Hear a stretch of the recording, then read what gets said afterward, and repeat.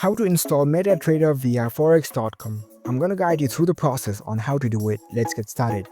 First of all, on your phone, even if you have the Forex.com app installed, you're gonna head over to your preferred web browser. On your browser, navigate to the Forex.com website. After you're in the website, you will see this kind of web interface. Now head over to the Create Account page. At the bottom, you can see this Open Account button. Tap on this. Now you'll be prompted to create your account. You don't need to install the separate application for MetaTrader, but what you can do is you can scroll down and here you will find two different options: Forex.com standard account and MetaTrader 4 account. So in order to use MetaTrader via Forex.com, you can simply open up this MetaTrader account. So tap on this Open Account page. Now you'll need to provide your information in order to create your account.